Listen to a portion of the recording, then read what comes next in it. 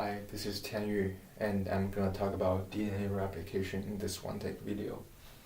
So the starting point of DNA replication is to unzip the double helix, the two strands of DNA, and we do this by breaking the hydrogen bonds in between the nitrogen base pairs, the complementary base pairs, and by separating the two strands, we form a replication fork.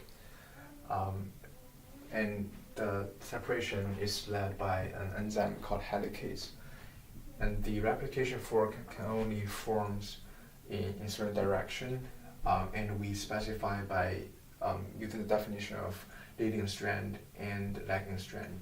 The leading strand can only go from the 3' end to the 5' end, and since we know the antiparallel structure, so the lagging strand goes from here's a 5' end and here's the 3' end. So now we focus on the leading strand first. This is half of the old strand. And oh, by the way, so this process is called semi-conservative replication because we are using two old single strand and adding nucleotides to form two new half strands. So any new formed double helix structure is like half old, half new, and half old, half new. So now in the leading strand, we first have an RNA primase to add a small fraction of nucleotides to the existing, to the old strand, and form a primer, like a small chunk. And then we can have the DNA polymerase, which is also an enzyme, to add the remaining strand and form the new strand. And this can go continuously because the replication fork is going this way, and as long as we have a starting point, the primer, then the replication process can begin and continuously go on.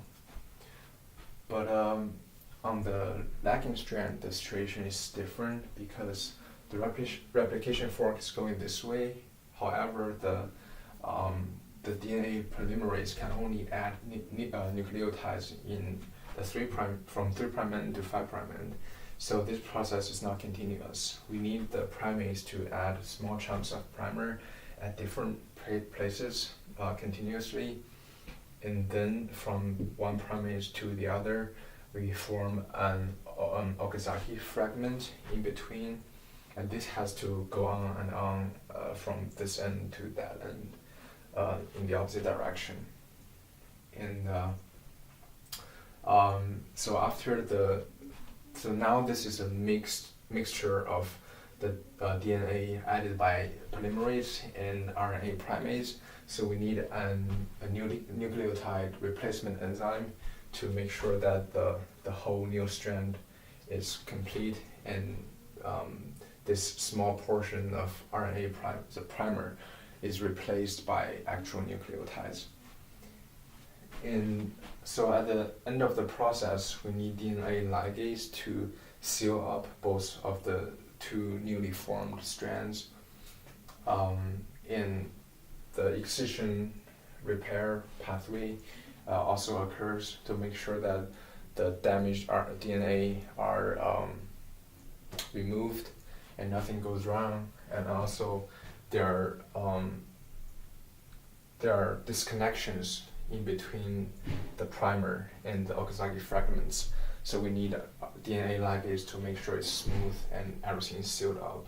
So DNA ligase is more active on the lagging strand because we see like there are lots of primers, lots of small chunks, and we need all those gaps to be filled in. But on the DNA, on the leading strand, we only have like a starting point, and then it goes on continuously. Also, I want to mention the telomere, which is like a small cap at the end of the chromosome, the DNA. This is intended to make sure that the DNA, the genetic information, is not destroyed in the process of cell division and replication.